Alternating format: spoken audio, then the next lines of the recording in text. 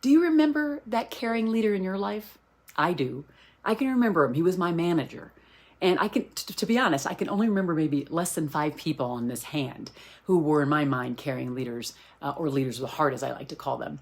Well, he was somebody who listened well, and he tried to respond the best he could. And I gotten at a point at this organization, I felt frustrated, like they hired me to do a job, but I couldn't get the job done, not the way I wanted to. And he knew it. And so one day I just decided I was going to start to put my head down and not do a lot of the work that required approval, that required access. I just did day-to-day things that were kind of minimal, to be honest. And at some point he comes down to my office and he knocks on the door frame with this huge smile on his face. And he says, "Heather, are you okay? Do you have a minute?" I'm like, "Yeah, I'm fine. I'm good. What's going on?" And I'm thinking, oh gosh, what's about to happen right now? What is he going to do?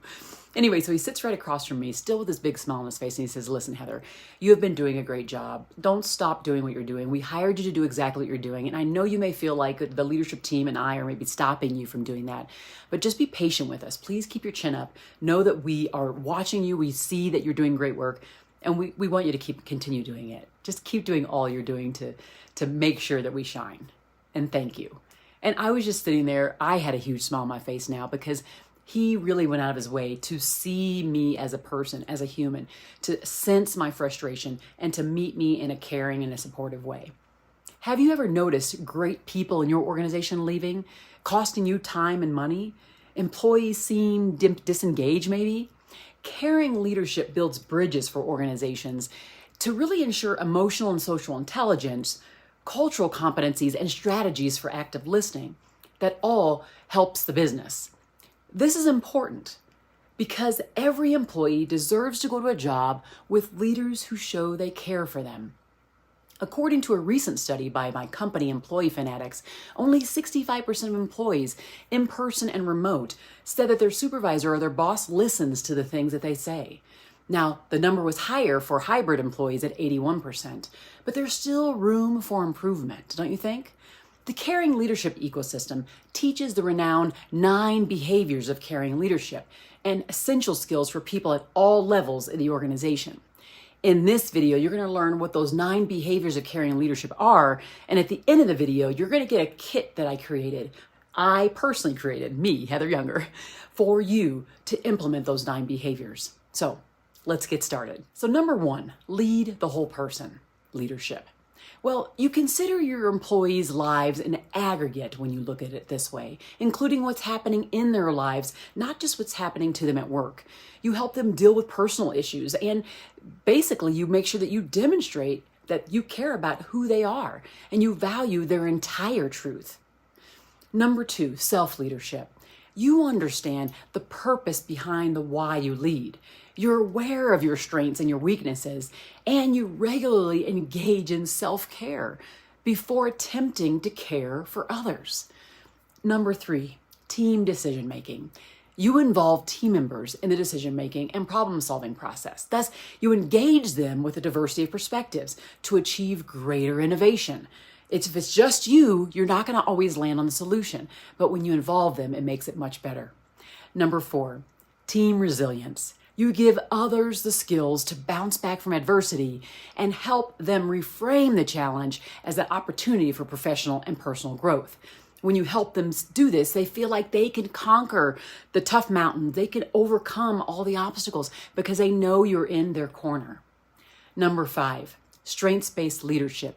You actively search for the gifts within those you lead, and you go out of your way to encourage them to grow and to grow their own talents because they have their own talents. Not all of us are in this little tiny neat box having the same exact talents, but when we discover those as people who are managing people at least and as caring leaders, then they feel like they're now shining themselves. They feel better about themselves, and then they're able to do more for the other people as well. Number 6, psychological safety. You establish psychological safety by fostering an inclusive environment where everyone feels secure in speaking and taking risks. You want them to speak up about what it is they see and gaps that might be something you need to fill in order to be able to move forward and improve the business and improve your team effectiveness overall. Number 7, listening cultures. You take the time to authentically hear every person's voice, their opinions, even the dissenting ones as well. It's not always the popular ones that we need to be listening to, right? Or that we should be giving the most time to. Oftentimes, the brilliance is found in the minority opinion, not in the majority. So be open to all those things. This is a great caring leadership behavior. Number 9, belonging at work. Seek to honor your colleagues' diverse perspectives and experiences, educating yourself about what other people's challenges can be so you can build a culture of belonging. This psychological safety, this idea of belonging, of creating a sense of importance and connection and understanding between people is a huge differentiation for you as a leader, and it will be then for your team and the organization, with a whole organization doing these kinds of behaviors. And number 9, employee empowerment. You trade micromanagement for setting clear expectations and intentional delegating. Thereby, you grant your employees full agency and confidence to succeed. Now that you know the behaviors of caring leadership, the next step is to download the Caring Leadership Kit at heatheryounger.com/kit. The kit is full of resources to help you take the next steps to build a magnetic culture, just like that manager did in the beginning, where, to be honest, to this day, I would do anything for him.